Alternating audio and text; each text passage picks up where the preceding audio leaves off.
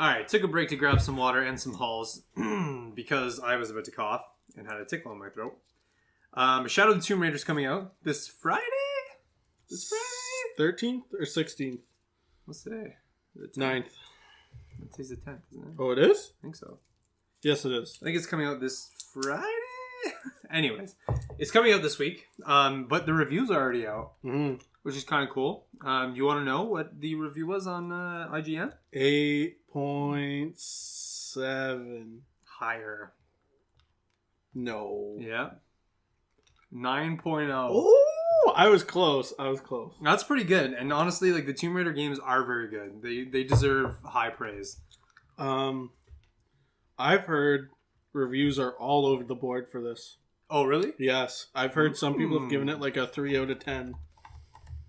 That's very interesting.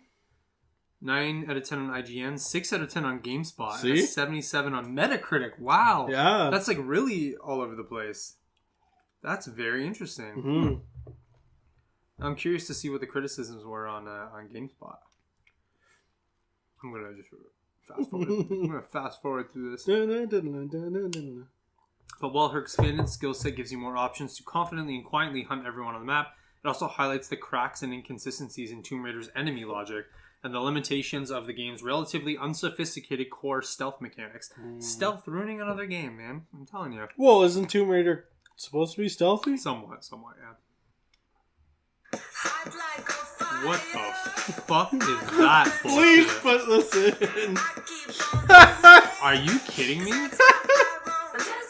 I did not give you permission to play. Man, every time I swear I'm in class, like, and I open up IGN, that happens. It's so embarrassing. This is GameSpot. Screw you, GameSpot. Anyway, so yeah, reviews are all over the board. Not sure why, but a 9 out of 10 on IGN.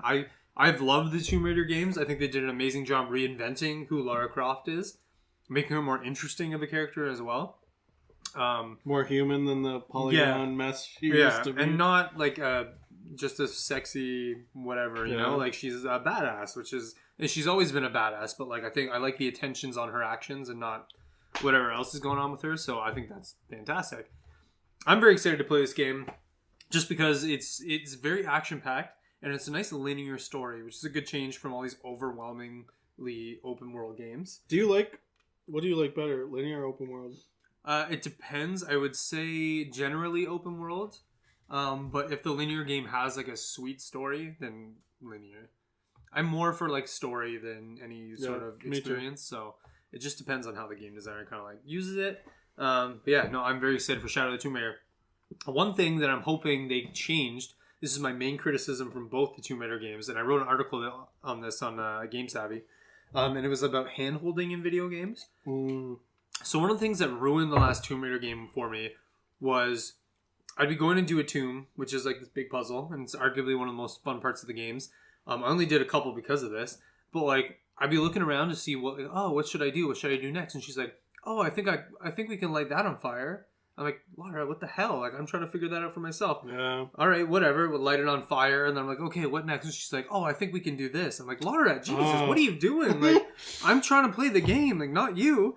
So I'm really hoping they took that out, or at least allow you to toggle that option off, because like you want to play it to figure it out for yourself. You don't want anybody like telling you how to do it. So I don't know. Laura was just kind of a backseat gamer, and just kind of ruined the experience for me. So how long do you think it takes you to look up a guide, though? To look up a guide for like a tomb? Yeah. I don't know. I always saw that stuff I don't look up guides. Really? Yeah, I always saw this stuff by myself. Wow. Okay. You're a bigger man than I. What, like you go into a game and just read the guide? Only if I get like very stuck. Yeah, like if I get like so stuck that I've like spent an hour and gotten like no further, then I'll pull out the Google. But there's also like a few games where it's like I just don't want to waste like an hour just wandering around. Like if I'm playing like an old school Final Fantasy and I don't know where to go next, I just look it up. Yeah, because it's like I don't want to spend an hour going from town to town. Well, the thing about Final Fantasy games too is that they're very overwhelming. There's so many little things you can do, and you don't want to screw it up. Yeah. Especially when it comes to like your skill tree. I find skill trees are the most intimidating things about RPGs. To be fair, a lot of RPGs nowadays though give you the chance to reset. Yeah, which is great because like in the end, you don't know where you're gonna end up. and you're like, man, I shouldn't have spent it on that. I should have spent Yeah. it on that. And like, how are you supposed to know that? There's no Yeah. way to know that unless you Google the guide. So Absolutely. I like that they allow you to reset every once in a while, which is good. And yes, I'm excited for Shadow of the Tomb Raider. We're going to be having a review on the Game Savvy website for you guys, as well as a little content coming out for Shadow of the Tomb Raider. So keep it locked and stay savvy. Mm-hmm.